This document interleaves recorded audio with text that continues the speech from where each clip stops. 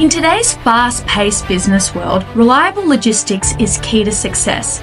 That's where PC and FS Logistics come in. With a comprehensive range of services including air, sea and domestic transport, as well as secure warehousing, we've got your supply chain covered. From origin destination, our expert team ensures your goods are handled with care and delivered on time, every time. When you walk through a storm, hold your head up high and don't be afraid of the dark.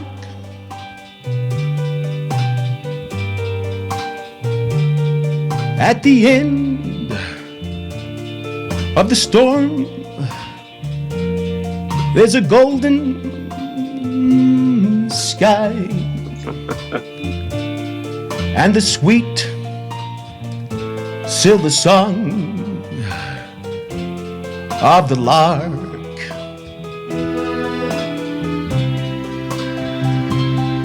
Walk on through the wind, walk on through the rain, though your dreams be tossed and blow. Here we go. Walk on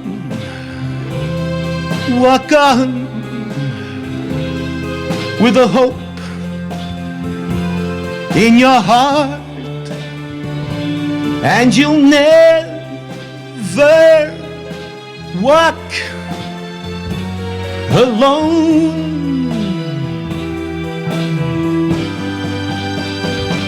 You'll never walk alone.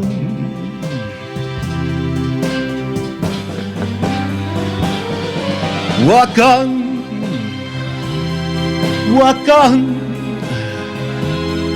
with a hope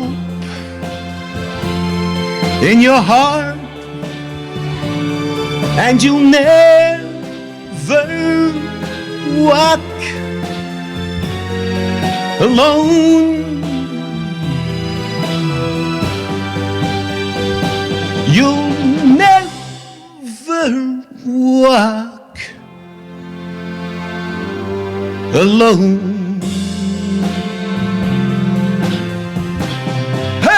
Oh yes, I did the best I could, Craig. Thank you very much, guys. I tell you what, that's a much. So we started our show tonight. We've got the star here in the show right now, Mr. Craig. I've lost it tonight, guys. I've lost it. There they all are. My friends are all here tonight, guys. Angela, Peter from Italy, Peter Brine from Townsville. We're around the world tonight, guys. And of course, our star tonight, Craig Johnston, guys. Welcome him right now. Thank you, boys, for joining us on Football. This boy, what an intro was it, Craig? I hope you enjoyed that one. I think you never expected that at all tonight. So there you go. And of course, Peter knows my music history as well. So there you go. That's the other thing as well. So yes.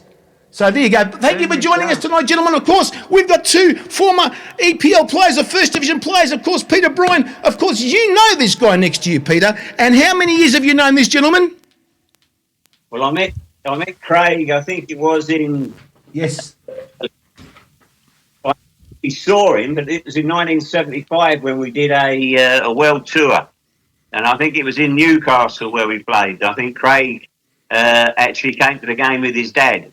And Craig came over to England. It was either later that year or in 76. And 75, you're right, Peter. Summer of 75, Craig? Your summer, yeah. Your English summer, that's what I meant. Sorry, English summer, yeah. And Craig came over then, and I'll be totally honest with you. I've never, all my sort of playing days, and every player, a player that was so enthusiastic. He was just unbelievable. You know, we turn up the training at 9:30. Craig had been there since 7 o'clock. Yeah, you know, there's so many different things and what have you. And it's funny, Craig probably don't remember, but about 2 months, or should I say 2 or 3 weeks before I came to Australia, Craig was the last Middlesbrough player that I actually saw, and he was in, I think Craig, was it Madison's, a nightclub? Oh, rings a bell. Yeah. And you gave me, I told you I was coming to Australia, and you gave me a pin with a kangaroo on it. Kangaroo, gold one. Yeah. And he said, go. there you go, take that was. And I don't know whatever happened to it, mate, but talking about that, like Jerry and the Pacemakers, Yeah. I only ever played once at Liverpool. That was in 1976 in the quarter-final of the FA Cup. And it's one of the highlights of my career. When you go out there and you listen to that, You'll Never Walk Alone. Yeah. It was just absolutely stunning. The hairs on the back of your neck, you know. But to do what Craig did and play there for over 200 games and whatever, it's just unbelievable. Unbelievable. There you go, Craig. I can't believe it myself, Peter. I can't believe it myself, to be honest with you. Very quickly, on the You'll Never Walk Alone, do you know the story behind that? Tell us. Thought I did. You'll probably. Very quickly. When Bill Shankly basically was out of work, he was actually offered two major roles. He was offered to manage Middlesbrough. Oh yeah. Or he's offered to manage Liverpool, and Liverpool wasn't the club that it is now.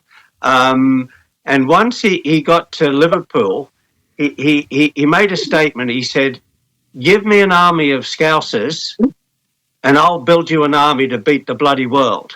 He said that, and the first thing he then said was, "I need a marching tune." Like so then his wife Nessie, who I knew quite well, was quite sophisticated, so she'd taken him to the opera at Liverpool, and there was a Rodgers and Hammerstein play called South Pacific. So the song actually was written by Rodgers and Hammerstein. Wow. Yeah, I heard that. Yeah, but Wow. the local guy, Jerry Marsden, Jerry and the Pacemakers, he loved Liverpool. He was also met Shankly, right? Yeah. But he'd done a version too. So back then there was no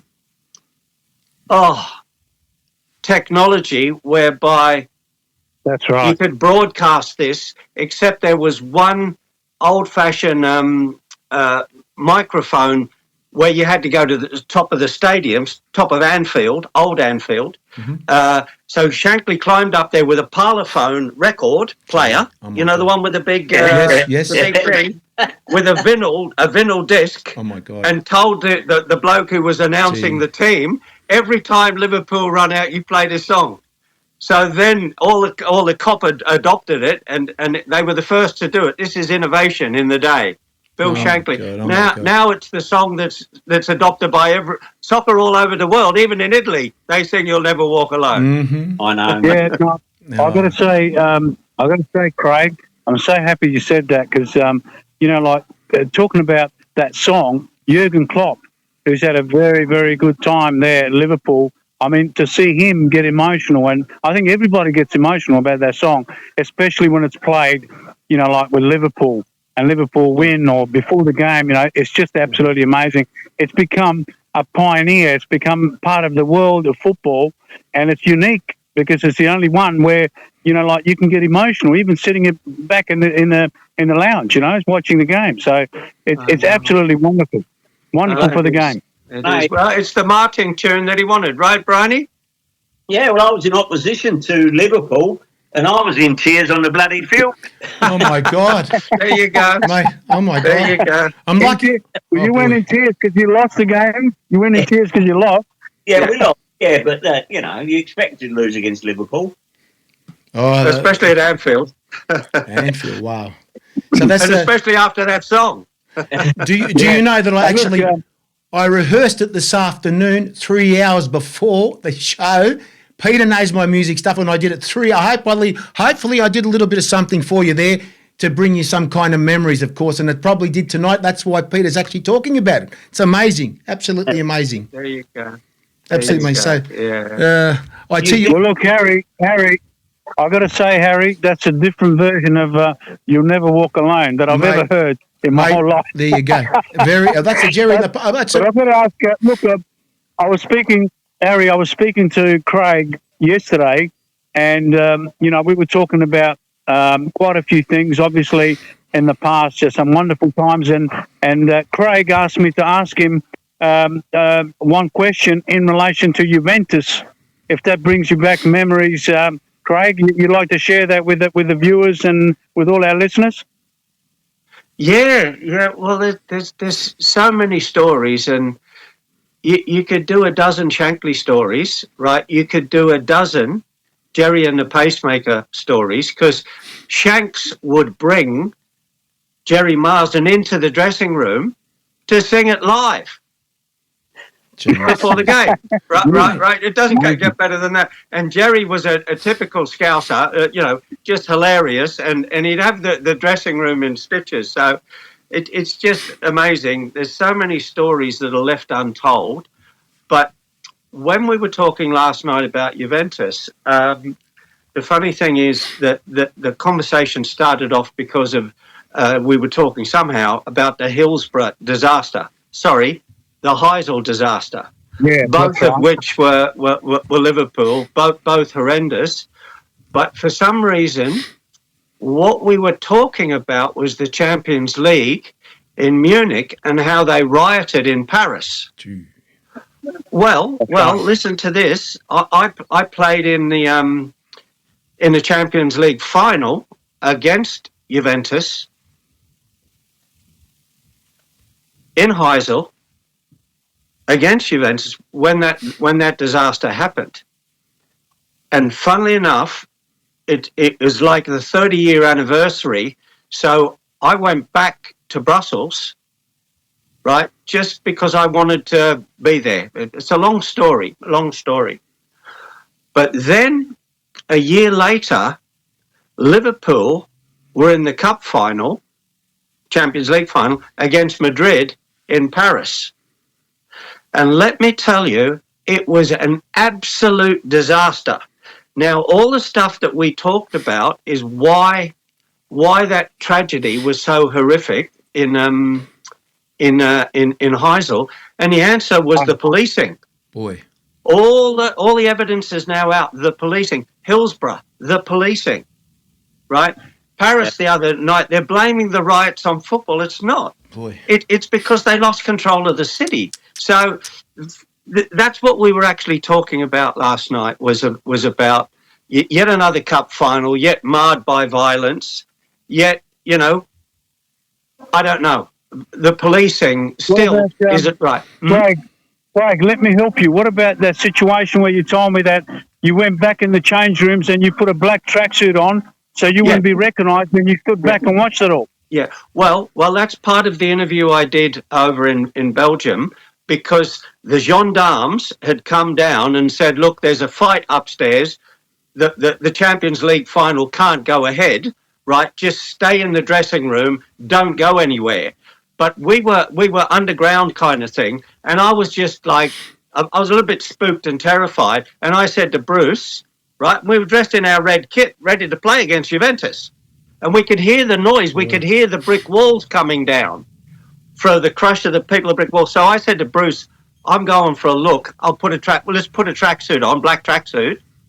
Right. So we went up. So me and Bruce were the only players. We went and had a look, and there was carnage going on, and people with blood and running here and there. But it was horrible. Then they made this remarkable decision, and they said, if you don't play the game, there will be multiple deaths because you've got two sets of fans. Jeez. Now the fences are down, right? And because there's clearly blood and deaths, that's why we had to play the game. So anyway, these stories haven't been told properly, but they will be. Now, after that, what happened was clearly the game. You were sort of like a zombie. Football didn't matter because you knew all of that had happened and you knew you had to play. Anyway, we lost the final, and about 6 months later, there was a remarkable gift, from Liverpool to Juventus. Ian Rush at the time was the best player in the world, and they basically said, "You can have our best player," right? And so heartfelt from the club. So that's why Rushy went to Juventus. That's right. Yeah, and he was like Kane was about 2 or 3 years ago. He's the best striker in the world, best finisher. So that was part of the whole deal. So there was a whole thing about Juventus then. So again, I know all that tragedy. It's all there, and we can talk about it in depth later on. But what I was getting to is that Rushy didn't do very, very well at Juventus. No, he didn't. No, Rushy struggled a bit. I think his second year he did a lot better, but it was a matter of just like getting used to it. You know yourself, Craig, when you go to a different side, like you went to Middlesbrough, it's not that easy to adapt to, especially a different country, different culture, different style of play. I think Juventus had, like some big guns there as well. And but he did really well the second year, I thought, and the third year he left, of course. Okay. Well, that's exactly what I was going to tell you. What actually happened, because Rushy didn't fit in with the culture. He didn't like the food. He liked pies and he liked a pint of beer, right? And all the pasta stuff was.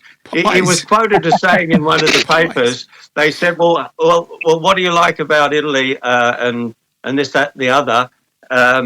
And he said, "Well, I don't like the food." And they said, "Why?" He said, "Well, it's foreign." Oh my God! It's foreign. Oh my God! Anyway, the best food in the world. But anyway, Rushy's a good lad. But listen to this. So I get a call from the Scuderia della Sporta. Is that what it's called?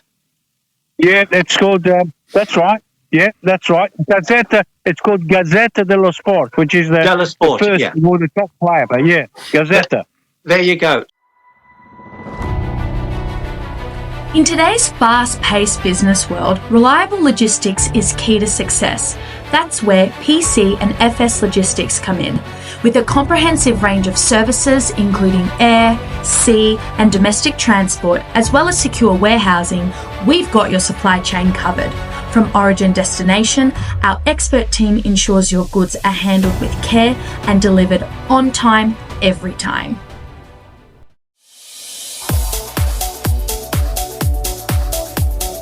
Do you have what it takes to become a soccer superstar?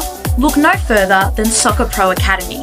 Led by experienced coaches, including a former Socceroo, the Academy provides world-class training to help you reach your full potential. From technical skills to tactical awareness, they'll help you develop the skills and mindset needed to succeed at the highest level. Soccer Pro Academy, where champions are made.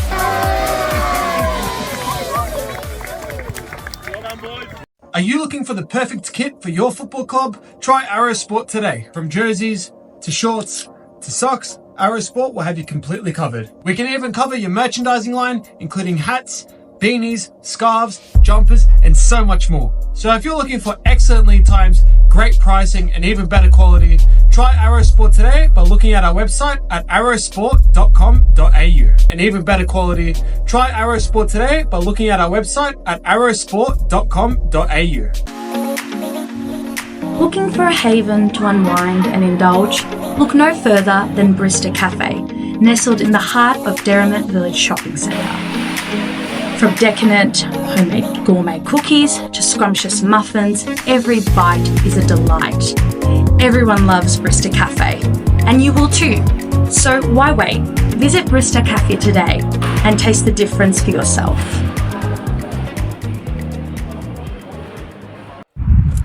Hi guys, Harry Sunday here, letting you know that there's a apparel company that supports the game that you love. It's called ThereIsOnlyOneFootball.com, guys. You've got all sorts of stuff, from caps, t-shirts, water bottles, all sorts of accessories, even for your mobile phone.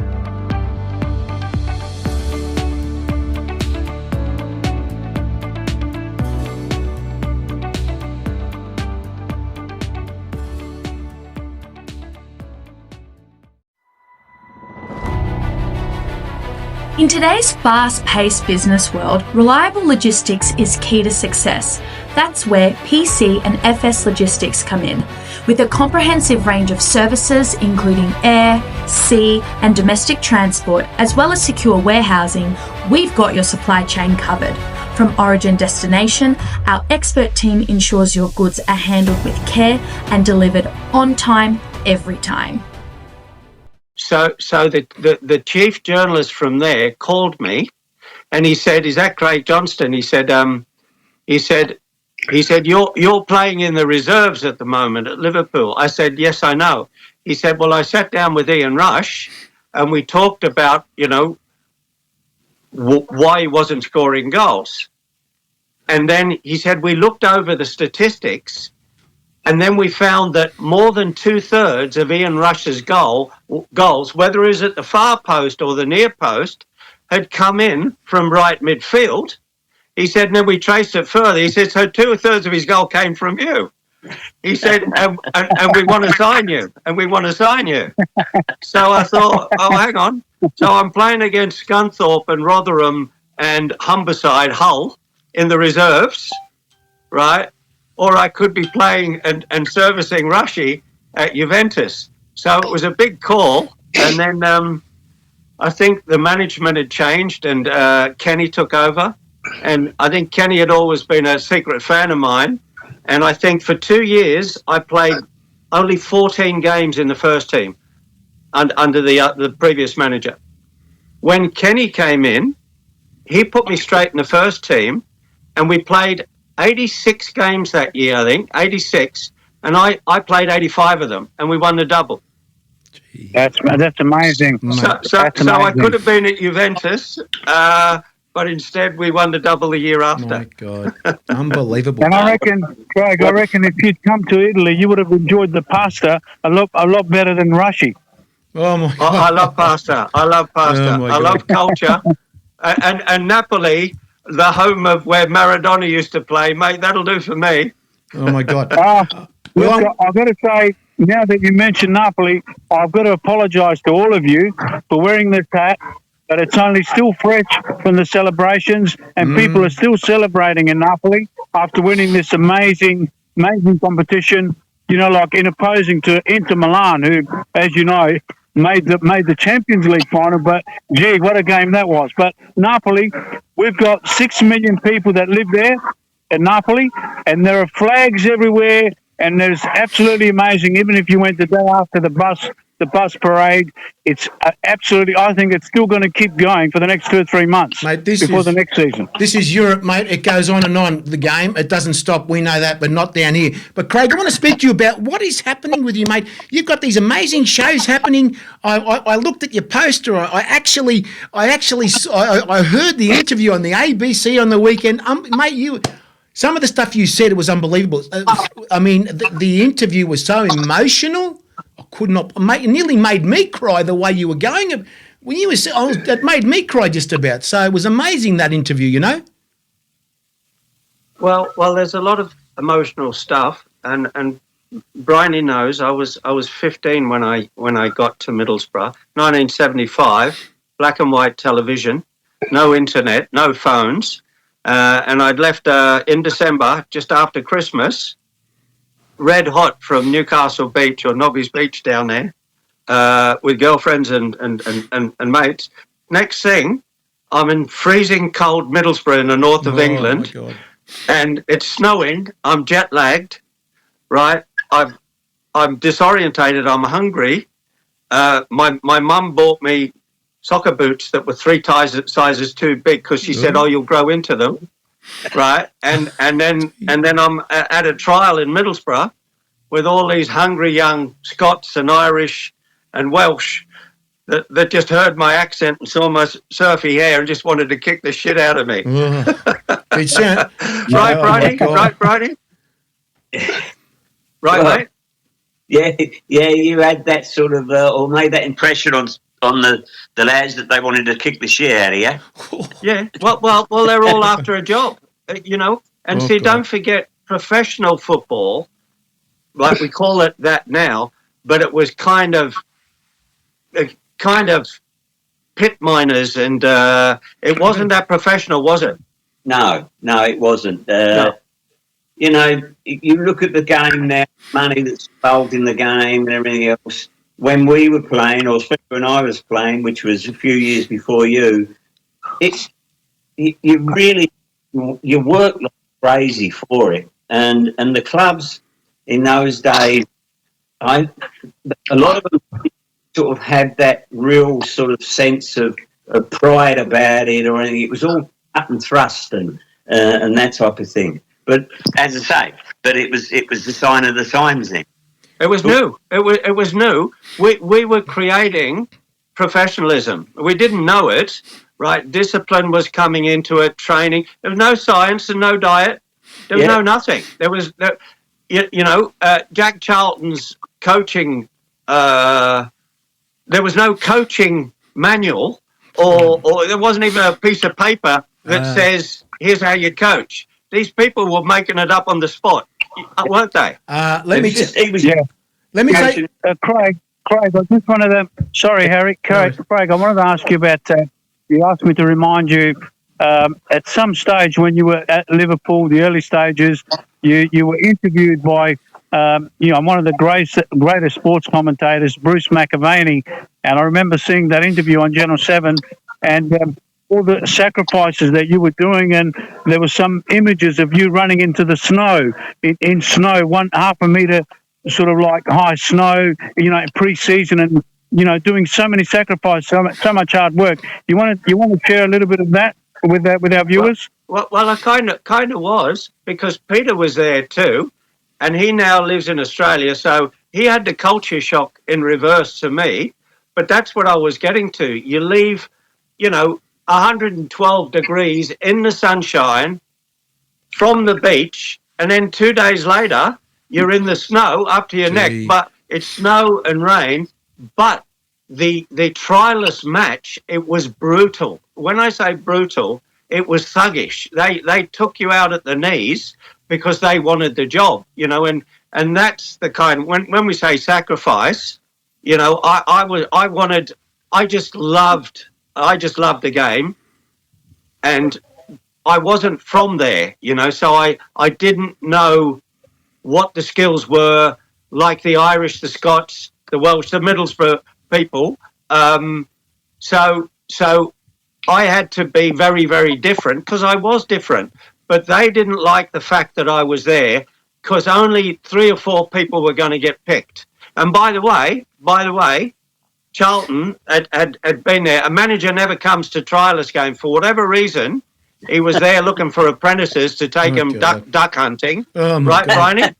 Briney's going to tell you the next story about Charlton getting the apprentices and taking them duck hunting, meaning the apprentices were running around in their kit, banging the bushes so the ducks would fly up, and then Charlton would shoot them. Oh, gee. Right? I talk about unprofessional and health and safety. Right, that's what we were working with. It's like we used to go on tour, and we used to go to Norway a lot. We went to Norway about 3 years in Stavanger and Bergen and whatever. But we never used to see Jack for the first 3 days. He was out fishing and shooting. Yes. Gee. And we never put back training till usually Wednesday or Thursday, because the first week he was out fishing and shooting. Put the camera down a little bit, Peter. Just put the camera down, mate. We can't quite see your face. Right there. Stay right there. Now, I want to bring Kenny on for us. Kenny, now, you're the Scotsman over here. You're the Scotsman over, of course. You're the other side of the world there. I mean, the thing is, the game in Scotland compared at that time when Craig was playing, it was a bit different, a bit of different players at the time, of course, Yeah, well, a guy I grew up with, one of my friends, was John Warkey, who Oh, my God. obviously played with Craig. Yes. So me and Warkey played together, since we were about 13 or 14. We went to Ipswich together. I signed for Rangers, he signed for Ipswich, and of course he moved on to Liverpool to play with Craig. And he's a dear friend, and Gary Gillespie was another dear friend of mine too. Good boys, both of them. Good lads, yeah. Warkey was he's a man of few words, but of course, yeah. But we had many a good time together back in Glasgow where we were growing up. But the era that Craig's talking about. I mean, the other issue and the boys would know because they obviously played there. The pitches were knee deep in mud. You played under, to call a game off was a huge thing, whether it be snow, whether it be rain. You just need to watch some of the highlights from the late 60s, early 70s. Watch George Best, getting kicked round about the waist. None of the players went down unless they really had to. They stayed up. They all stayed up. They all rode tackles. Craig will tell you, Kenny Dalglish played with his back to goals, and Souness talks about it all the time. He used to get lumps kicked at him. You never saw Dalglish go down very, very often. Very often. He stayed on his feet. He got clobbered. But back in their days, the centre forwards playing with the back to goals, they copped an enormous amount of abuse from what you would call real centre halves. Real centre halves. Yeah.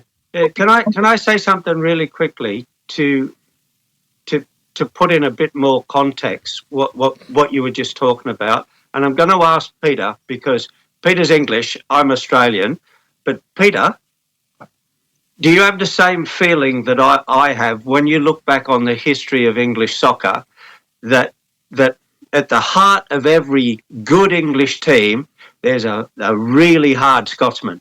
Ooh. Oh God. Well, if you look at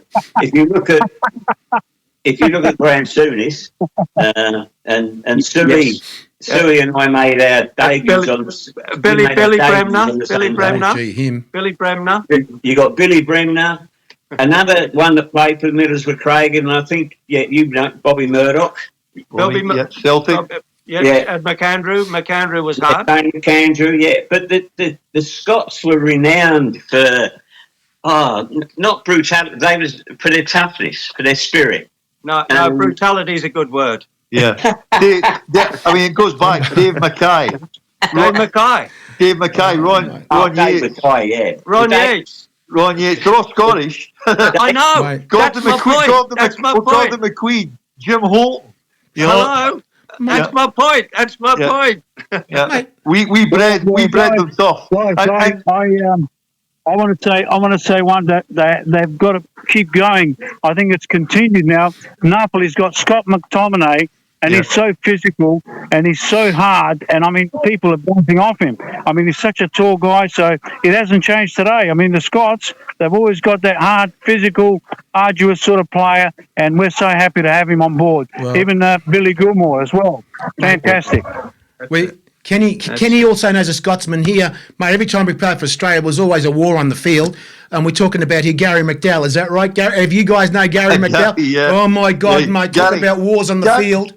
Gary actually played in the Scottish First Division when he had just turned 16. Jeez. Now the Scottish First Division back then was absolutely brutal.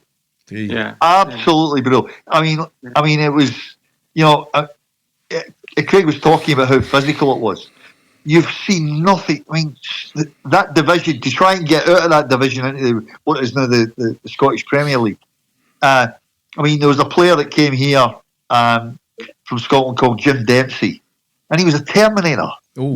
He would kill you, with tackles. These are the type of guys that Gary played with, and he brought that physicality to Australia.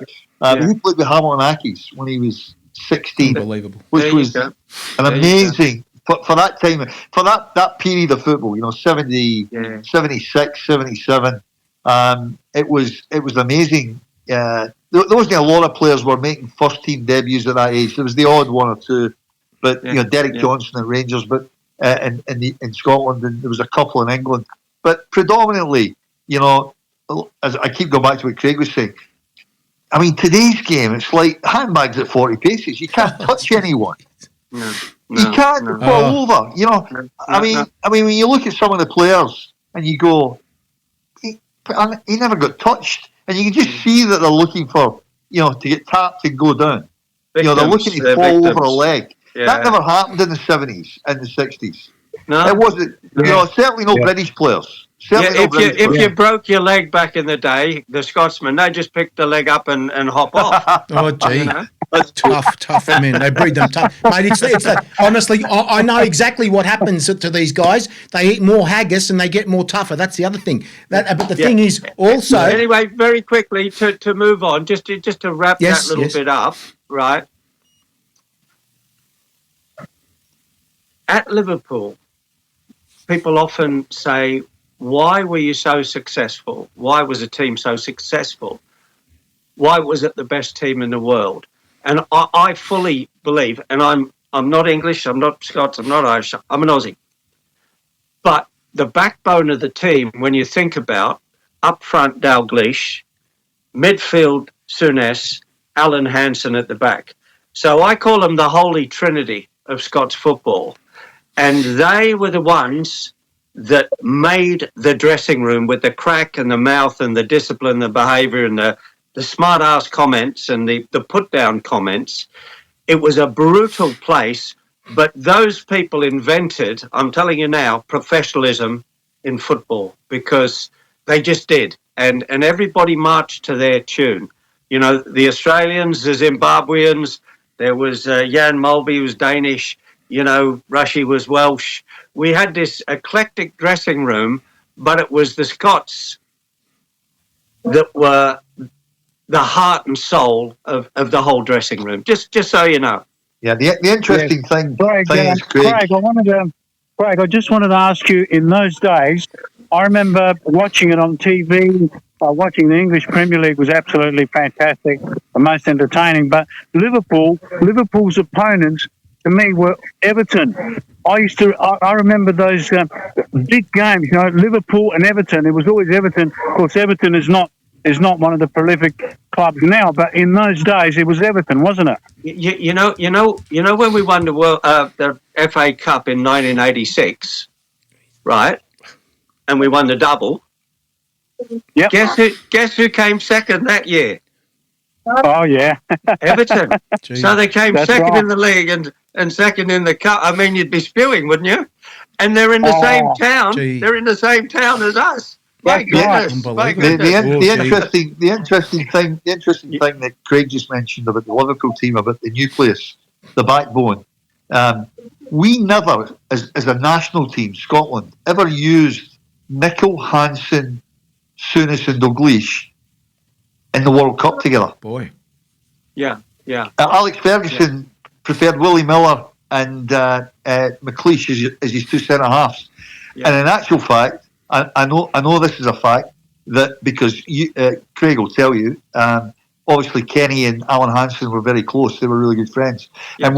And when they came here and they beat Australia, because Alex Ferguson, Jock Stein died, and Alex Ferguson took over the Scotland team, and he left Hansen at the World Cup squad, and Kenny Dalglish pulled out because of it. Yeah, I remember. We had Nicol right back. We had Hansen, Souness, Dalglish winning European Cups and FA Cups, and we never picked that nucleus up. Do you remember back in the days when Ajax used to pick up 4 or 5 players and just plop them into the Holland team? They were the days when you could do that. For some reason, Scotland never did that. Yeah, I don't know why. Well, I have a theory.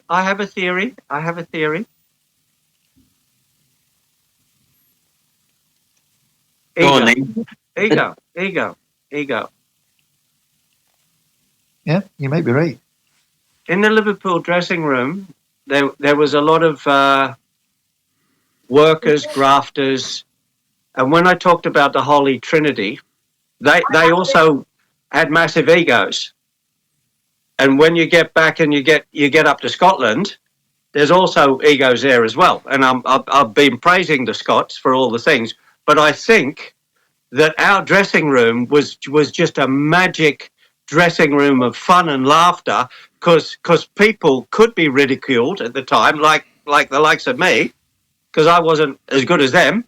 We had 4 or 5 sort of that didn't have egos, but I think the Scottish dressing room could have been full of too many egos. You see what I'm getting to? It's a millimetre, but here you have, as you said, they're winning European Cup, Leagues, Championships, FA Cups, up the yin-yang. Every time they go up the road to Handon Park, you get, they're struggling. Big Same time. players. Big time. Yeah. So it's a lovely thing to think about going forward. Maybe Brine's got as being a POM, maybe he's got a spin on it. Mate, I just think that there's something about that Scottish attitude that makes them so competitive, and especially when they're playing in the English clubs and stuff like that. But you mentioned like Hanson, Souness and Dalglish. Mate, how do you combat that? How do you compete against those 3 players that playing at and the rest of the Liverpool squad as well? The work rate that was involved in that squad and the belief in each other was just freaking unbelievable. It was, Peter. It was. And you were part of that. And mate, I saw you playing for Middlesbrough and you was a good player. And when you first came to us as a youngster, a great player and stuff. But when you went to Liverpool, you just became a completely different player. You know what I mean? Yeah. Well, faster. I never had the skills, but you said it before, enthusiasm and dedication and commitment. Same conversation. I often get pulled up about this, but I really feel 100%. Who would you say is the greatest Liverpool player of all time? The greatest player, the greatest player ever to play for Liverpool and perform week in, week out. Well, my favourite player was Kenny Dalglish. You would probably Others? What about the others? Quickly, who's the greatest player to play for Liverpool? Ian St. John. Okay. Next. Before my time. Next. Anyone else? Next. Kevin Keegan. Good shout. Anyone else? Steven Gerrard. Okay, great. Robbie Fowler. Robbie Fowler. Yeah, all good. When I say this, it raises eyebrows and people say, no. What about Ian Rush? What about Kenny Dalglish? What about Stevie Gerrard? They all say it. But there was one player for me was so enthusiastic. Not Callahan. So vibrant, so excitable, so crazy that every time he got the ball, you'd almost get up out of your seat with excitement that he was going to do something amazing. Not Michael Owen. And he did a little bit of that early on in the piece, and I get criticised when I say this a little bit, but I'm going to stick by it, and it's to do with enthusiasm, and enthusiasm in a football team is infectious. If someone's enthusiastic, the team pick up on it, right? And they get enthusiastic, and you can bring 2 or 3% performance out of the rest of the team. And Liverpool have mastered that over the years. And the player is? I'll tell you the player. He's not English. Ooh, he's not Scottish. okay. He's not Irish. He's not Welsh. He's not Australian. Jan Moby? No, good player. A bit like Bobby Murdoch, by the way. Yeah. I'll tell you who it is. Made me stand up every time I watched Liverpool. Luis Suarez. Oh, my God. Wow. Gee. Oh, yeah. Wow. Forgot about him. Yeah. He was a good player. Yeah, forgot about him. Sorry, boys. So enthusiastic. Yeah. Right? If there's a player in between him and the ball, he tries to bite the player. Exactly. Mate, Yes. he cost Liverpool the championship. He cost Brendan Rodgers the championship when he was deliberately trying to get a move out of Liverpool, and he was biting everyone that moved at national level and at Liverpool level. I mean, unbelievable football player, but an absolute pig for me. Sorry, the super football player. Say he was a good human being. I said he was an exciting player. Going back to the point, you mentioned about Craig, improving when he went to Liverpool, and this is a very interesting point. When Bob Paisley signed Kenny Dalglish, he was a right-sided midfield player with Celtic. He wasn't a centre forward. He'd never played centre forward in his life, and he was replacing. Obviously, Keegan went, and it was Keegan Toshak. That was the front two. Bob Paisley signed Dalglish and literally converted him to a centre forward or a second striker, or if you want to call a false nine or whatever you want to call him. But all of a sudden he converted him to play with his back to goals.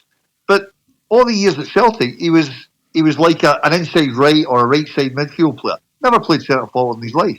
It's amazing how you can change some players. It's interesting. It's interesting how Craig mentioned Luis Suarez. I remember Gerrard mentioning that Luis Suarez was the best player that he ever played with. And of course, for Liverpool, he went on to Barcelona, played with Messi, and then the rest is history. I mean, like some of the goals he scored. But what I would like to do is, I know Craig, like it was so tough, and like he had so many sacrifices when he went to Middlesbrough. But when he went to Liverpool, he had the nickname of Roo, and I'd like him to firstly to tell us how that came about, and secondly, what was the biggest and most memorable goal that he scored for Liverpool? 2 questions. Okay, well, Roo came from Middlesbrough, and when Jack Charlton went to he went to Sheffield Wednesday, and then a manager called John Neal came to Middlesbrough from Wales. Were you there then, Brine? Yeah. And then I was, to start with, I wasn't allowed to train with the apprentices and those for about 6 months. So I was in the car park every day, and John Neal came into the car park and he just saw me banging the ball against the wall. He said, "Who are you?" I said, "Oh, well, I'm from Australia," and he went in the dressing room, and he said, "I've just seen the kangaroo bloke in the car park. Is he any good?" And somebody, it might have been Brine, he said, "No, he's shit." Anyway, so I got the nickname Roo from Middlesbrough, and then it carried on. And I'll tell you the second part of the story. The other name was, they called me Skippy, right? And there was little kids that used to play near Essen Park Road on the cobblestone street there. So now and again, and I was only 15, I'd actually have a game with them. They called me Skippy too. So, and then when Souness and those guys, Terry Cooper, remember TC and Cragsy, so they would take the piss out of me. So they'd say, Skippy the bush kangaroo, and they'd say it all the time, Skippy the bush. And you know what I used to say to them? You know what I used to say to them? Oh, you used to do the sound effect. The sound effect. Oh my god. Yeah, the sound effect. Oh my god. Unbelievable. Anyway, got to ask Craig, because he was a man of all things at Liverpool. Because Craig, you used to do all the photography. You did the Liverpool rap. You wrote the song. Obviously, you had Predator. But you all that stuff that was happening then. I mean, everyone said you're a fantastic photographer. And you used to do a lot of photography at Liverpool. And then, but explain to us how the Liverpool, was it called the Liverpool rap? Was it the song you did for what was it called? Anfield rap. The Anfield rap. Yeah, how did that come about? Well, it's very similar to the conversation we've been having, and I love sort of culture, and wherever I go in the world, like the Scots culture. That's why we're talking about the Welsh, the Cockney culture. I love it all. I love the Aussie culture. You know, it fascinates me. But in the dressing room, we were the best team in the world, right? And do you know, when we played the cup final in 1986, do you know how many Englishmen were in the team? Absolutely no one. No one. Question. One. Yeah, One. Just about no one, yeah. Steve McMahon, right in the middle of midfield. And what a player. Man of the match, really. He probably, Brine, yeah. There you go. Go the Poms. Okay, so the key thing is that with all this crack going on, meaning laughter and banter and fun, that you could only have it, you know, when you're the best team in the world, I started to listen to all the accents. So there was a Danish guy, there's a Zimbabwean, an Aussie, some Scots, a Welshman, a couple of Cockneys. Old Nigel Spackman was there. So I started writing little things about two Scousers walking down the road together, Steve McMahon and John Aldrich. And they're saying to each other, "All right, Oldo, sound as a pound. I'm custy, la, but there's nothing down. Because the rest of the lads ain't got it sussed. We'll have to learn them to talk like us." And then I stole the riff from Twist and Shout. So it was dun da da da da da da da. Then it's into the next one, which is Bruce Grobbler. I'm rapping now, man. I'm rapping for fun. I'm the goalie, the number one. You can take the piss. Don't call me a clown. Any more lip, you're going down. He's unbelievable. So, and then the Scots, which was Dalglish. There's four of them. Hanson, Gillespie, as you said, Nickel, yeah. Walkie. Walkie. We're all Highland lads, I the new. And there's four of us and only two of you. So if you want no trouble and you don't want to slap, you'd better teach us the Anfield rap. Oh, my God. Oh, my I mean, God. it's stupid. It's stupid. But they were stupidly funny times, and everybody loved each other, and everybody gave their best. That's why we were so successful. Mate, that was brilliant. That was brilliant. What you just said, mate. But the question, mate, you must have some archive of photographs, because I mean, people talk about how good a photographer you are. You must have tons of photographs, yeah, back in the day. I have millions, and I'm not exaggerating. I have millions of photos because I've always taken photos, and I just love it. And I'm getting them all together to put into the show. Show, yes. And yeah, and I'm going to share something with you. Maybe I shouldn't, but I don't know. Somehow this just ticked all my boxes. So 2 or 3 really big sort of production companies have tried to do my story, and some of them think it's all about the Predator. Some of them think it's all about the Middlesbrough car park and Jack Charlton telling me to bugger off.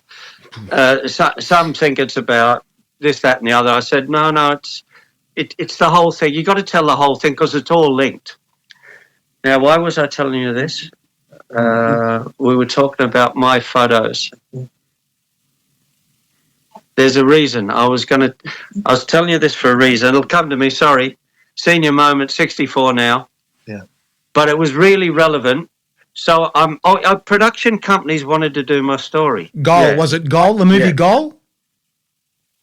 Well. You know what? They stole a lot of my story. Yes. And it's in Goal. If you've seen it. Yes, I have. And because it's Hollywood, they changed it from an Aussie kid to a Mexican kid whose parents were. But I wrote the script for that, right? And those guys shafted me. Gee. Yeah. A little bit like Adidas and the Predator. Got shafted there too. Yes. So mate, I've had a bit of bad luck with creating things and then them, getting pinched from you. I'm really sorry. I lost the train of thought there, but Craig, let me help you. Let me help you with respect. I asked you a question before. I'll ask it again in relation to the most memorable goal. I remember you scoring this fantastic goal. Was in the final. Can you walk us through to our listeners and viewers which of the goals that you scored was the most memorable and the most significant? Okay. Significance, an interesting word. And remember when I told you that that Everton came second in the league that year too? That's right. We were the only third team last century to win the double. Spurs won it, Arsenal won it, but we were the last team to win the double. So if you use the word significant to score the second goal, right? It doesn't become more significant. But I'm going to show you something quickly. If you can see it, I don't know whether you can see it, but I'm just going to try and show you. Can you see that? Yes, scar No, you can't really see it. Hang on a sec. I'll give it another try. Can you see that? Yes. Yeah. You see the scar? Yes. Yeah. Well, as a 6-year-old, I was in the hospital with a really badly rotten bone marrow, which the doctors originally diagnosed as polio. Gee. I was 6 years old. I'd had a fight at school, blah, blah, blah, blah, blah. Got the hell kicked out of me. And they diagnosed polio. So my parents had to sign the amputation order to take the leg off. And then another doctor from America was touring. He was an expert, specialist in polio. He said, I don't think it's polio, I think it's osteomyelitis. And if you let me do the operation, we can save the leg. Oh boy. Which was great, because it would have slowed me down on the wing, just having one leg. Oh boy. Unbelievable. Thanks for laughing, Peter. But so when the doctor said, I'll save the leg, then Mum and Dad, they just completely, they were in such a panic. But there was a nurse that came along, and it was 1966, black and white television. And when I was in the hospital, over in England were playing Germany in the World Cup final and beat them at Wembley Stadium. I saw the game on television, and, right, the nurse said to me, right, when the whole thing about the leg was resolved, she said, well, you're a lucky boy. What are you going to do with your life? I said, I'm going to Wembley to score the winner in a cup final. My God. And then she laughed. Her eyes lit up. She patted me and she said, of course you are, son. Of course you are. It happened. Right. So what I'm saying is, when that goal went in, I jumped up in the air, and Rushy was there and Kenny was there, and I just kept saying, I've done it, like this. Watch my lips when you see it, because that's what I said. Ronnie Whelan was there. And I didn't mean I'd scored that day. It means I got out of the hospital bed, I got over to Middlesbrough, I got up to Liverpool, I practiced my arse off day in, day out, doing the simplest skill in the world, which is just tapping the ball sideways, but securely and with pace and with direction. And I did years of that in the Middlesbrough car park more than anywhere. That's where the fact I got out of that car park through that daily practice is really my story. So when you say a significant moment, I could have died on the spot, and you know this, if you're football, I could have died and gone to heaven, right? And especially I saw all the blue, because we were the goal was there, and Neville Southall was just off his line a little bit. And I thought, this can't be this easy. This cannot be this easy. You know, it was about 10 yards out. It wasn't a long way out. And I thought, well, you better hurry up and get on with it. And when it went in, right, I jumped up. As I said, I could have died on the spot, a happy man. Gee. In today's fast-paced business world, reliable logistics is key to success. That's where PC and FS Logistics come in. With a comprehensive range of services including air, sea and domestic transport, as well as secure warehousing, we've got your supply chain covered. From origin destination, our expert team ensures your goods are handled with care and delivered on time, every time.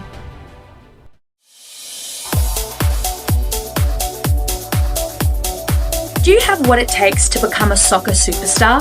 Look no further than Soccer Pro Academy. Led by experienced coaches, including a former Socceroo, the Academy provides world-class training to help you reach your full potential. From technical skills to tactical awareness, they'll help you develop the skills and mindset needed to succeed at the highest level. Soccer Pro Academy, where champions are made.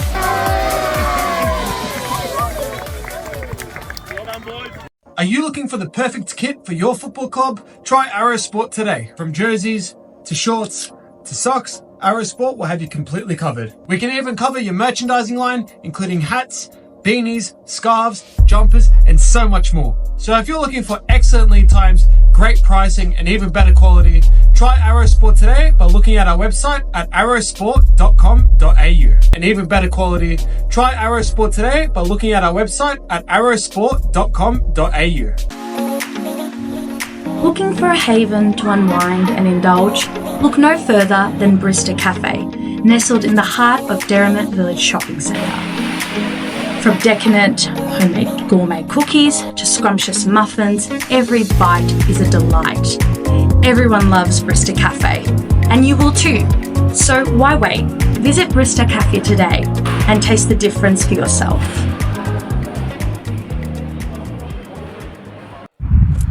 Hi guys, Harry Sunday here, letting you know that there's a apparel company that supports the game that you love. It's called There Is Only One Football.com, guys. They've got all sorts of stuff, from caps, t-shirts, water bottles, all sorts of accessories, even for your mobile phone.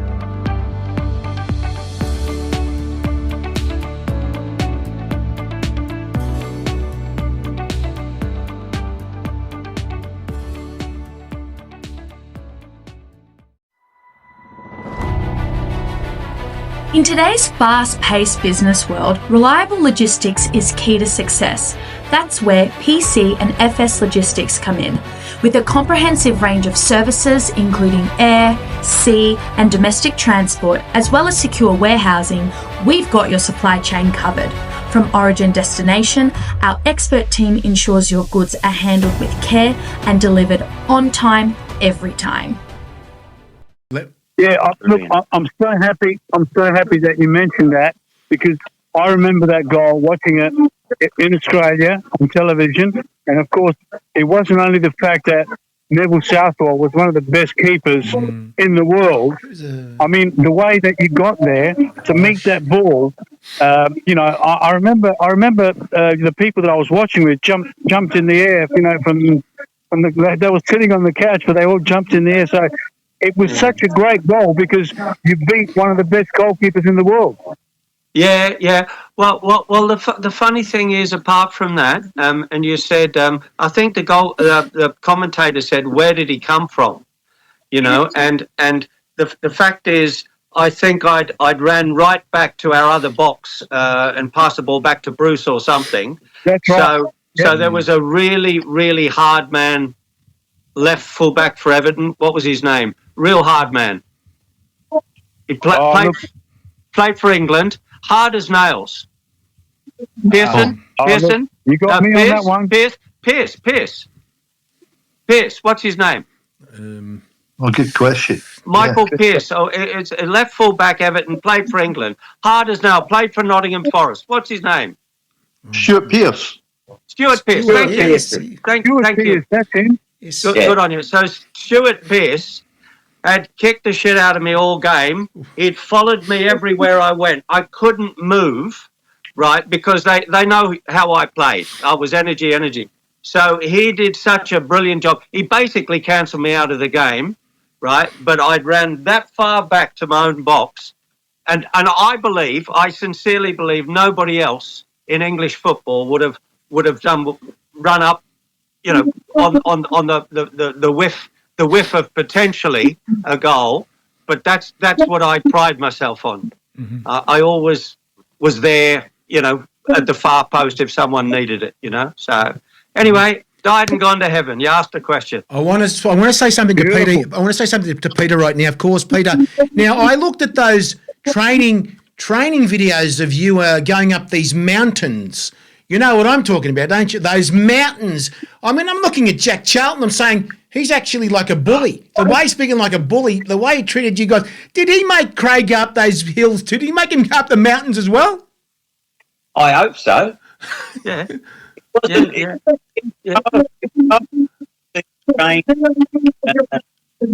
a hill that would go up, and then there was another hill as well, Rosemary Topping, Yes. and that was part of the pre-season. The hardest pre-season training was Yes. when John Neal took up, and we went to Wales, Aberystwyth. and on the beach and up the sand. Yeah. Well, mate, Guys, you know where that came from? A lot of the managers say it. It's from the movie The Hill with Sean Connery. If you've ever seen it before, with backpacks, even at Rangers, when I was at Rangers, Jock Wallace took us to Ghislaine on the sand, backpacks up the hill. Yeah. Thanks to Sean Connery, we all copped it. Oh, that's commando. That's commando training. Commando training, Kenny, of course. Oh, I mean, that's what it was back then. Gee. You know, that was the big thing. Yeah, the training then was all physical, especially in pre-season training. We used to get 8 weeks off, and majority of the lads wouldn't do anything in those 8 weeks. Come back mid-July, and it was always around about my birthday. I'm July, I think, and we do 3 to 4 weeks before the first game in August. Yeah. We'd also Sorry, you're breaking up there, Peter. Sorry, you're breaking up a little bit. You there? Yeah, we'd also do the friendly game as well. We went up to Scotland and played against Hearts and Partick Thistle and all that type of stuff. But that was the training that everyone basically did in those days. But I tell you what, It was brutal, but it was good, But- and oh, it mate. worked. I tell It you, worked. mate. Yeah. How did you feel? And he made you guys train in those bloody track suits. You weren't wearing shorts or tan. How did you feel after that? The thick track suits those days. My God. Well, mate, it all depends what time of the year it was. We didn't wear the tracksuits in the summer, but that wasn't in a pre-season training session. That was just a normal training session throughout the. I think the BBC did the broadcast. Yes. And they basically wanted a show how we was training and doing this types of thing. It was really about Jack more than anyone Oh, I else. saw that. I don't know about you guys, but Stopwatch. I've still got my from Ibrox. I've still got my Umbro training top and pants. Remember Umbro? And it used to be that really heavy cotton. Oh, gee. Yeah. And we used to. Ours was blue, and that was the training kit. And it was if it was raining, it got really heavy. Oh, yes. It was really Mate. heavy. But it was funny, because Craig, remember Alan Foggett? Yes. Yeah. When we'd have our pre-season break or close season break, when he came back, he'd always be 5 to 6 kilos heavier than anyone else. So he had to wear Jack, and made him wear a sweatsuit. Oh, my Which God. is the plastic.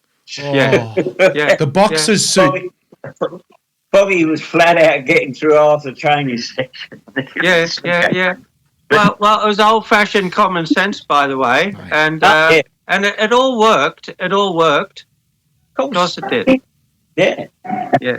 You talk about different areas. Like when I first went to Middlesbrough, I signed for Middlesbrough as an apprentice on my 15th birthday. At least 7 or 8 in the team. That type of thing. Yeah. Now you'd probably find absolutely none. Well, where did you come from in London, mate? And who was your team, Briney? Charlton. I was born in Charlton. Charlton Athletic. And used to support Charlton. Good, I good. actually signed schoolboy films in Charlton. Okay. My dad was from Middlesbrough. Okay. So he got in touch with my uncle, his brother up there. Yeah. And so when I went up there for trial over the Easter period, 3-day trial there, and they asked myself and 3 or 4 others back, like Pat Cuffy and these guys. Fluffy, yeah. Yeah, and Malcolm Smith, Yeah. those guys, yeah. And You were the start up the other night with Charlton and Leighton Orient, at Wembley. Did you watch it? Yeah. Charlton. Yeah, got promoted. Yeah, I know. yeah. So Curbishley in the stand, and it was great. Yeah, great game too. I watched it. It was terrific game. Terrific game. I used to love Charlton as a kid. Then when I signed for then they came to the team. It's a bit like you. I came up from London by myself, which was 250 miles. Yeah. Over from Australia by 12,000 miles. Yeah. But you were well attuned to the football culture. I was attuned to the surfing culture and schoolwork. Talked about the photographer that you home and came back to the summer train. And he had these photographs. I did. Yeah, and you were showing all of us. I was photographs and stuff, and you were going, "Oh yeah, look at this and look at that." And you had a photograph there of your girlfriend. Okay. And she was a pretty hot-looking bird as well, actually. Oh, gee. And you were saying, "Oh, yeah, see the way that sky is and this tree and all this," and all the lads were just looking at the bird. Jenny, I married her. Four kids, four daughters. God, unbelievable. Craig, well, that's what boys do. Craig, I want to ask you, Craig. I got this poster in front of me. This is what you wanted me to ask you about. Never Walk Alone. Craig Johnston, his own words, pictures and music. Now, you're going to be, where are you going to be? At the Next in Newcastle at, I think you said 6:30 it starts, on the 23rd of August. Now, that's going to be a massive, that's your first event, is that right? Yeah, well, that's the first time I've ever told the story from start to finish. But listen, as the boys said, in my own words, pictures and music. So I've always been a creative, and I guess when I had a tough time with football, if I got dropped or something like that, I couldn't fester over it. I'd have to do something creative. So I was always writing, and so and as I've said to several journalists, especially there was one in Ireland, famously, with the Irish Guardian, sat me down, got me a pint. He said, "Look, here's the big question. We all love Liverpool in Ireland and all of that stuff. Everybody wants to know how a footballer becomes an inventor." And I said, well, there's your first mistake, because I was an inventor that became a footballer. And that is the story, and out as a kid from Australia who watches Match of the Day, only one program on a Tuesday night on ABC, as a 15-year-old, even want to go over the other side of the world.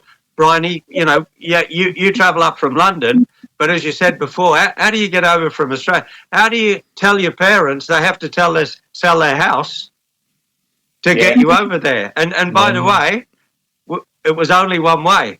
It was only a one-way flight because they couldn't afford any more. Yeah. So, it's amazing what your parents do. My dad actually sold his car for me to go to Middlesbrough. There you go. Gee. There you go. Unbelievable. There you go. Unbelievable. Yeah.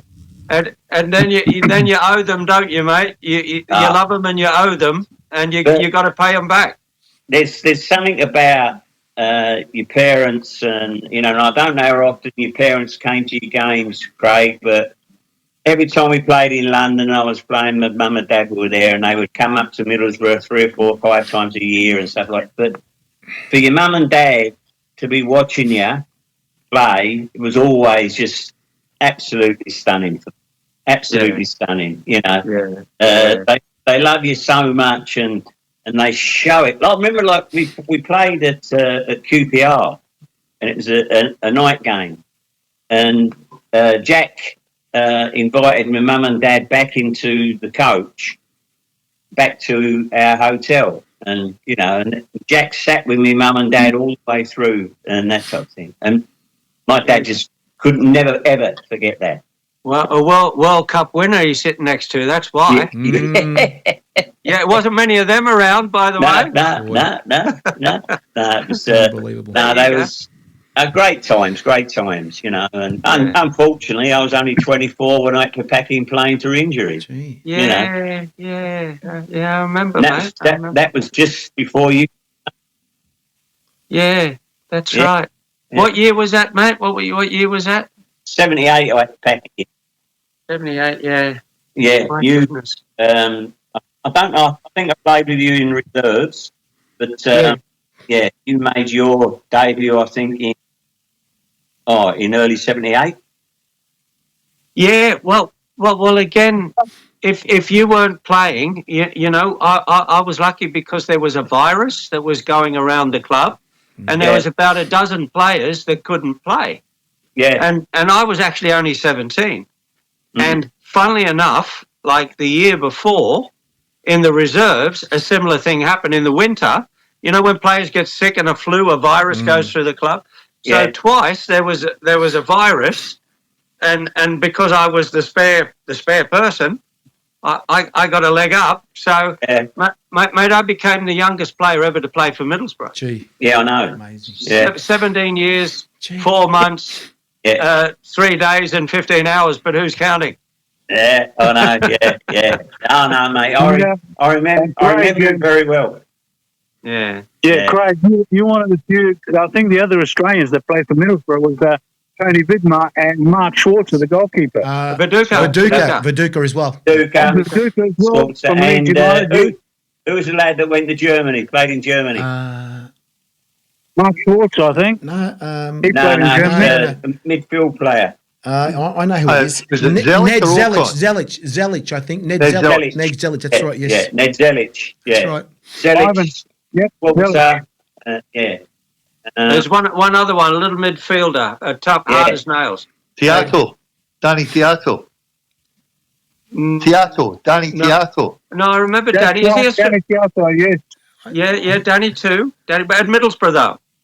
I think he did. Yeah, I think he was also I Manchester City. Was he Manchester City as well? I think he Yeah, played I think he went Manchester from Man City for City sure. to Stoke. I could be Manchester wrong. City. I can't remember the name for Middlesbrough, but yeah, I think there was 3 or 4 of them, something like. Craig was the first, of course. Then we had Schwarzer, Viduka, Zelic, and there was one other.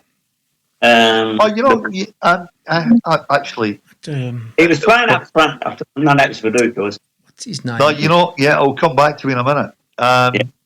He actually. Jacob. He ended up Burns? Jacob Burns. Jacob Burns, yes. Yeah. Jacob Burns. Jacob Good Burns. memory. Yeah, He came a little bit after those guys, didn't he? that's when he ended up going to Leeds United. Yes, he did. Yeah. You blokes know your stuff. Oh, here we go. Now, We've Craig, got a lot of free time on our hands. Yeah. Don't worry. yeah, Craig, I want to ask you, Craig. Let me just say one thing about this. The Liverpool team was actually a world team. Mate, you had players from if you didn't count the British players, all the British players, how many would you have had from around the world? Didn't you have Ronnie Rosenthal and a lot more players that you had there? Unbelievable. Avi Cohen. Yes. Ronnie Rosenthal. Yeah. All illegal immigrants. Mike, the paper. I remember the paper bags. The paper bags. I remember. Yes, I do. Oh, don't go there. There you go. Yeah, there you go. So, you know what? I got something to show you. Yeah. I just can't remember where I put it. 1 sec. I got something to show you. Peter, well, before he comes back, now you played in the North American Soccer League. The story you had with Pele. Pele had a go at you or something? Yeah, 1976, I played for Minnesota Kicks. Yes. Pele was playing for the Cosmos. And I was going through the middle with the ball and I got brought down by a guy called Tony Field, used to play for Sheffield United. Yep. And I got up and pushed him and Pele came running after me and smacked me around the ear. Oh, gee. So I sort of say to people, I got sort of claims to fame. I said, one of them is playing Pele. I said, but the biggest claim is smacked me round the ear. Gee. I said, there's thousands of players that have played against Pelly, but how many does he smack round the ear? That's right. You should have got him to sign your ear. Didn't you chase him on the field, Peter? You chased him on the field. You chased him. No, he chased me. Oh, Yeah.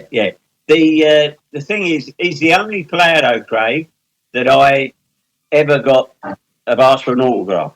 Yeah. And I got his autograph on a $1 note, and I've still got it at home. Ooh, Or gee. Good on you. Good on you, mate. I met him in Italy in the World Cup, and I was filming a documentary there. But I was a UNICEF ambassador, and so was he. So we had to do a couple of speeches together, and I had a cross, like a gold cross earring, you do when you're stupid, and young. And anyway, after about the third time we were together, he said, Johnston. That's how he spoke, Johnston. God, He said, I really like you. But I don't like this earring. Oh. You should take it off, And I said, I like you too, Pele. I said, I like you, Mr. Edson Arantes do Nascimento. I like you too. I said, but my mum doesn't like it either and told me to take it off. And if I'm not taking it off for her, I'm not taking it off for you. Oh, God. Some of these stories. Anyway, I'll tell you a funny story. I'm a Pelly. The 1970 Brazilian team, I've never seen anything like that. Never will again. For me, that's the epitome of football. But recently, it was back when the 75 Matildas were getting sort of generated, and they were getting sponsored by Puma. And a couple of friends of mine, Elia Santora and Jack, and there was a couple of other people, went to Puma because I wore Puma all my life. Ever since Pelly wore Puma, I wore Puma. And there was a book called Puma Pelly Rio. Yeah. Puma here had the original boot, the set, a pair from 1970 something, and Puma gave them to me through Elia and Unbelievable. Jack. So I've got them here. It's my pride and joy. Absolute pride and joy. Absolutely. There you go. We've got to get you a glass cabinet.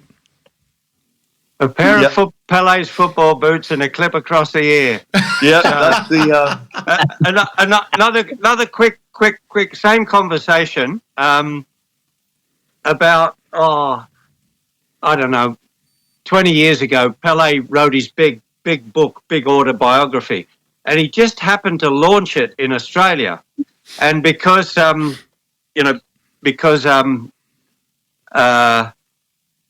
knew him.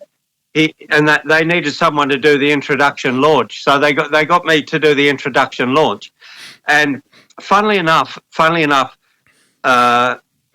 Corinne Blatter, who's Sepp Blatter's daughter, had been sent to Australia to do something. She was looking for a job, so I got her a job at the SFA, it was called back then, Soccer Federation Australia.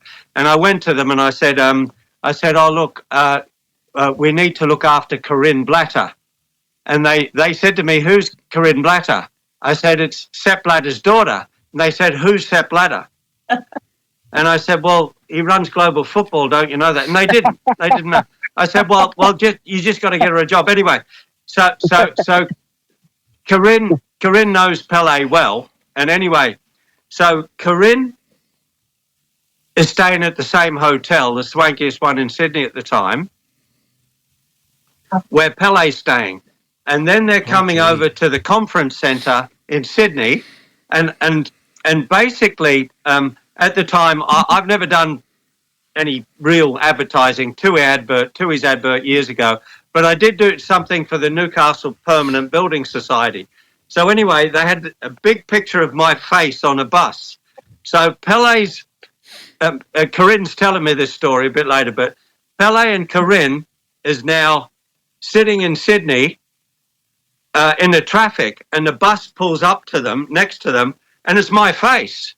My God! And then, so my face as big as you like, and then Pele said, "Oh, there's my friend Johnston. There's my friend." And Corinne said, "No, he's my friend. He's my friend. He got me a Gentlemen, job." I I have said, a- "No, he's my friend. I've known him longer than Okay, you." boys, I have No, a, you know when people say when you know you've made it, when you really know, scoring a cup final, fine, but when Pele and Corinne Bladder are arguing whose friend you are, you know you've made it. You know you've really made it. Gentlemen, yeah, I have a breaking story for you right now. It just come through to me.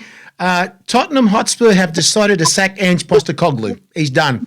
So the club are now pressing ahead with finding a new manager, and it's expected that they will formally announce the departure of Postecoglou in the next few days. Football Insider. There you go. He's done. He's gone. What's a very sad story? Thomas Frank's going to get the gig, boy. Very sad story there, Craig. It's a very sad story, winning a trophy like that and then letting him go. Unbelievable.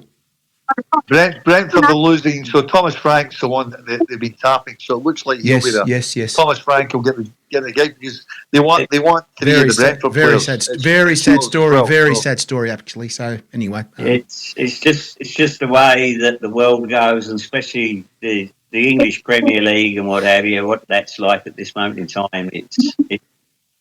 I, in all honesty with you, don't enjoy the game anywhere as much as I used to.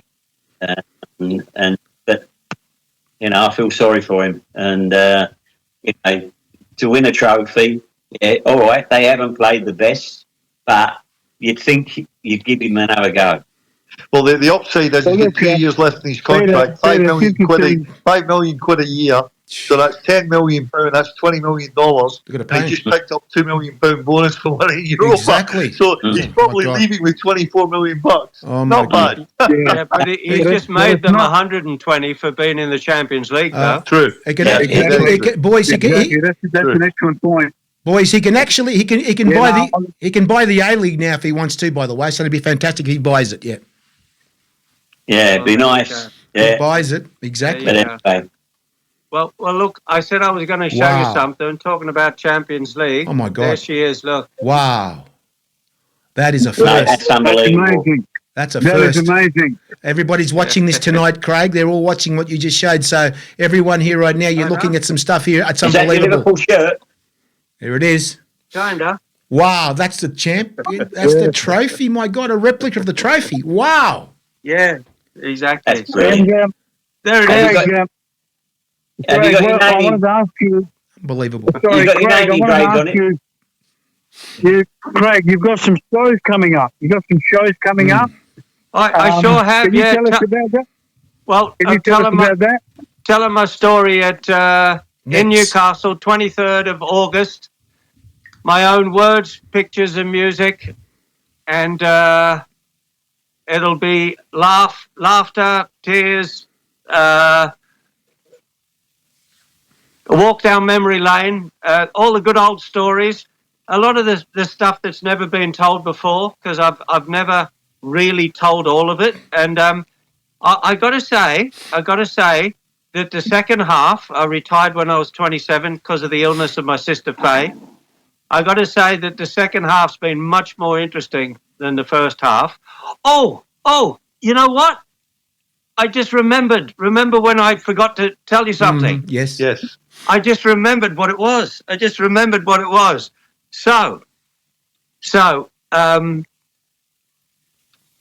You've forgotten again. no, I'm just trying to remember the relevance, but what it is that 2 or 3 producers have tried to get my story together and sell it to Netflix. So 3 or 4 people have presented the Craig Johnston story to Netflix. And you know what they said? They said, we've never heard of him, and it's probably too boring. What? And what they said is, look, they said, we've done David Beckham, and we've done Michael Jordan, and we've done this one and that one, and these are the Americans at Netflix they're talking to. So a couple of the producers came back to me, and they were really sad, and they were embarrassed for me, and I started laughing, and they said, well, what are you laughing for? I said, this is the best thing that's ever happened to me, and they said, what do you mean? I said, well, Jack Charlton said I was shit, right? John Neal said I was shit. No, not Netflix. Right? Adidas knocked me back. the people at school knocked me back. I said the best thing you can do is say your story's not interesting enough, and that will make that will make it happen. So that's what I meant to tell you. Netflix have knocked me back. Nonetheless, I'm telling my own story. Yes.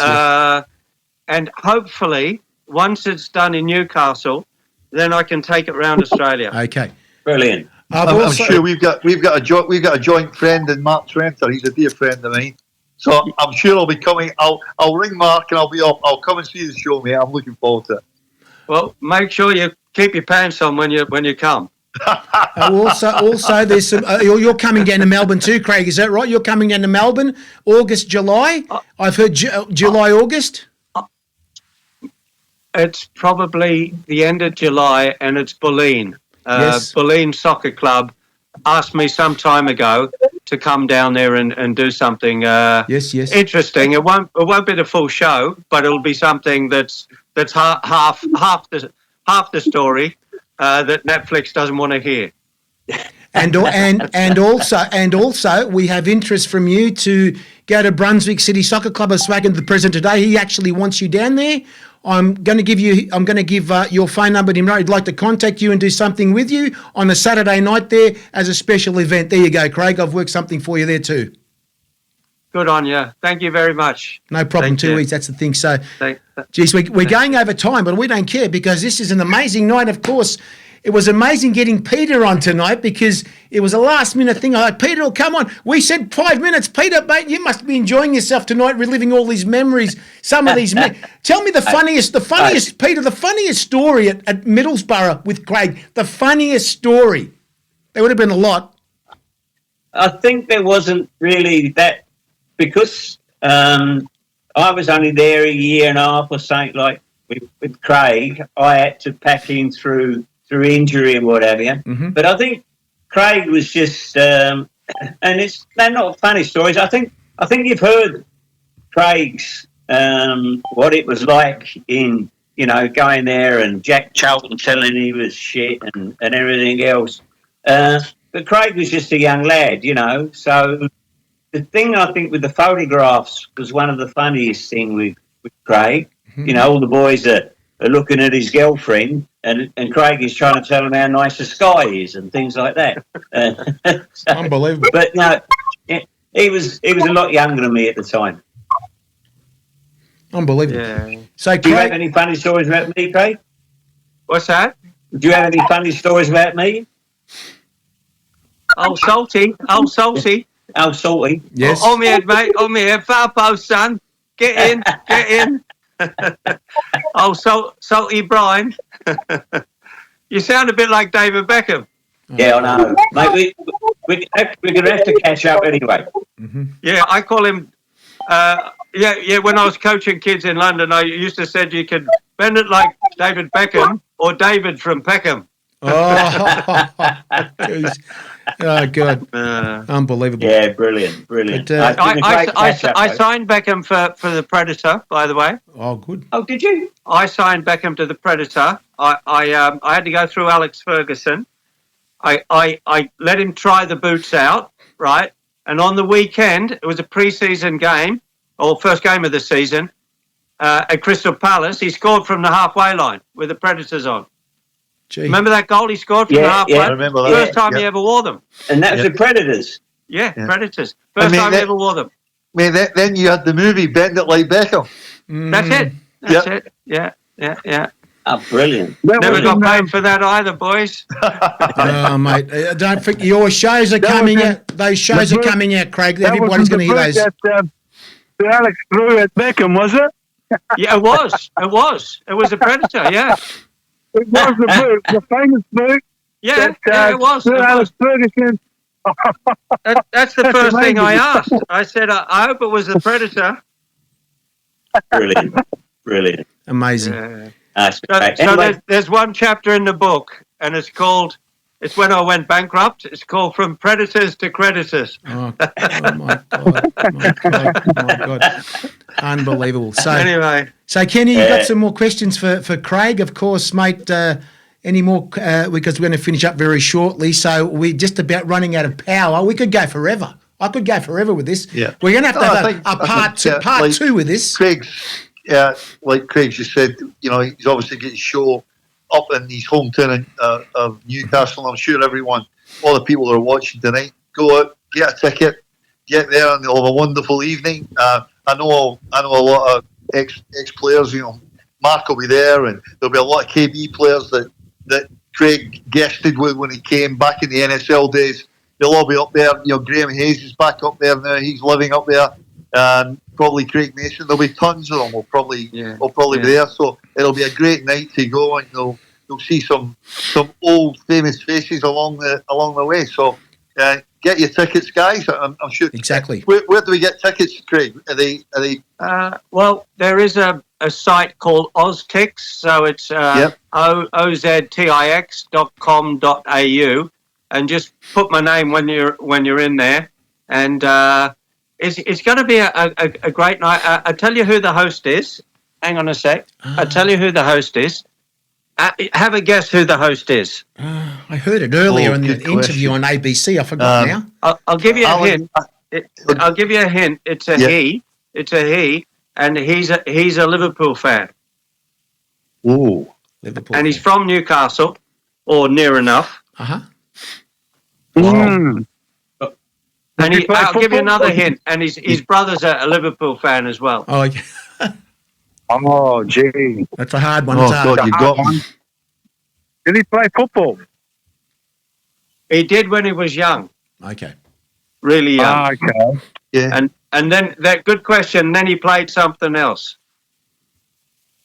Okay. Oh, he's a cricketer. It's not Joey, is it? It's not Joey. the rugby. Joey's brother. Yeah, Joey. Yeah, Andrew John. Oh, there you Matty go. Johns. Matty Johns. Johns. Manny Johns, that's Andrew him. Johns. There He's you go. funny. He's That's funny. it. Mate, that's an oil and water mix. That's He an can be- unusual one. Yeah, he can be a right funny, but He's he a can very- be Oh, right he's good. Yeah, He's funny. very funny. Bingo. He's a funny bugger, and it is a bit oil and water.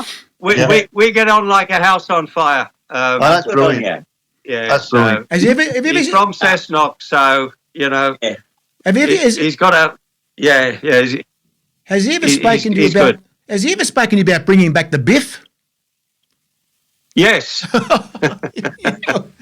Reg Reagan. He's going to turn up Yes, as Reg that's Reagan. him. He's going to turn up as Reg Reagan. I hope he does, mate. He's really funny if he does that. Oh boy, Reg Reagan. Well, Bring it'll back the be a Biff. funny night. Otherwise, I wouldn't do it. So it's going to be, like I said, it's going to be all the stories that you want, all the soccer stuff, Yes, but yes. in words, pictures, and music. Have a brilliant band as well called Love That Hat.